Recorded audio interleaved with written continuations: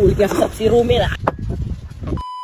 Ngayong araw nga pala mga kaprobinsyano magluluto tayo ng isang mabisang pangpulutan na panigurado masasarapan nyo rin kahit na ipang ulam. Bukod pa doon marami na rin nag-request na magluto tayo nito. Kaya dumaan na ako agad sa aking suking talipapa. Mabuti na nga lang at may inabutan pa tayo mga fresh na laman loob ng baboy. Kaya pagdating ko naman ng bahay agad-agad ko na rin nilinisan. Ito lang namang isaw ng baboy ang medyo mabusising linisin dito mga kaprobinsyano. Dahil kailangan pa nating baligtarin para malinis natin na mabuti yung loob. At saka natin kusutin dito sa asin na may suka para tanggal ang nagtatagong paet. Saka natin banlawan ng mabuti abay hindi luminis yan. At nung malinisan ko na nga itong mga laman loob, ito ilalaga na natin dito sa tanglad at asin. Pakukuluan lang natin yan mga kaprobinsyano ng mga nasa 1 oras. Dahil alam nyo naman ang mga laman loob may kakunatan. Pero bago natin makalimutan, ang gagawing luto nga pala natin dito pinaputok na adobo. Yung tipong nagmamantik at maanghang ba. Kaya habang naghihintay tayo sa ating pinalalambutan, ito at iginaya ko muna yung mga gagamitin nating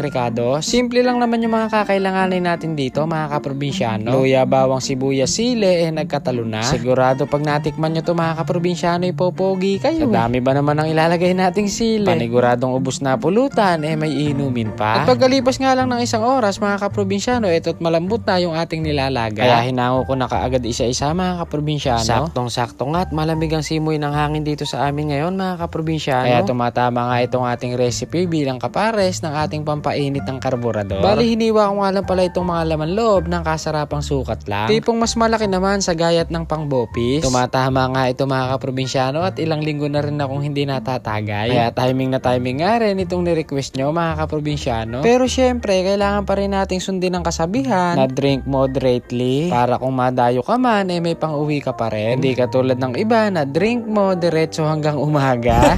At umagayat na nga natin lahat mga kaprobinsyano ito at umpisahan na natin ang ating luto serye. Igisa lang natin dyan mga kaprobinsyano itong luya, sibuyas at bawang. Kapag napalabas na natin mabangong aroma talbog na natin itong mga ginayat nating lamang loob. At habang sinasangkot siya timplahan na rin natin ng mga pampalasa. Naglagay nga pala ako dyan ng pork cubes, pamintang durog, kaunting seasoning, ilang pirasong dahon ng laurel, toyo, kaunting oyster sauce at liquid seasoning. Yung mga sangkap na yan kapag nagsama-sama na paniguradong sure lang linamnam yan. At dahil pinaputok ang ating recipe hintayin nating matuyot yan at magmantika. Maganda nga rin dito mga kaprobinsyano yung dahan-dahan lang ang apoy at para hindi siya masunog. At nung natutuyo na nga mga kaprobinsyano nilagyan ko na ng suka. Tapos nagdagdag lang tayo ng kaunting mantika. Mekos-mekos ng bahagya saka natin lagyan itong siling labuyo. Sa mga oras nga na yan mga kaprobinsyano medyo malapit na sa katotohanan. Pero hindi pa ako masyadong satisfied sa ganitong pagkadali. Kaya ang gagawin natin diretso pa tayo sa paghahalo. At may hinahanap pa kasi kung itsura dito sa ating pinaputok. Yung mga ganitong itsura ba mga kaprobinsyano? Kapag gaganyan na nga tara tikman muna natin kung ano nalagay ng lasa.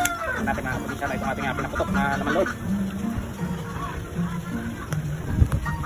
Dako po mga kaprobinsyano, pagkaganyan nga naman ang tampulot. Yan nga po pala yung trip kong itsura ng ating pinaputok. At dahil goods na nga, tara tanguin na po natin. Tapos pinadalan ko nga muna itong aking mga kapitbahay. At syempre, pe-plating muna natin ng bahagya. Ayun no, with matching pampainit ng karburador. Pero dahil Tom Jones na nga kami ng aking bayaw, samahan nyo na po muna kaming mananghalian mga kaprobinsyano. Kailangan kasi natin ito para hindi humapdi ang ating sikmura mamaya. Abay ganado nga itong aking bayaw Kahit papakin nga raw talaga nga namang swabe ang lasa.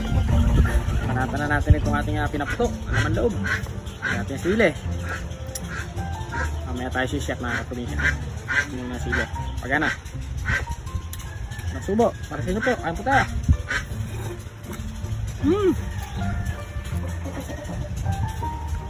Napakasolid nga naman ang lasa mga kaprobinsyano. Talaga nga namang mag-iinit ang ating mga nguso. Kung nag-iisip nga kayo ng masarap na pangpulutan pwede nyo na tong subukan mga kaprobinsyano. Abay kapag inulam mo nga makakatatlong balik ka sa kaldero O paano ba yan mga kaprobinsyano? Dating gawi. Hanggang sa muli. Bye!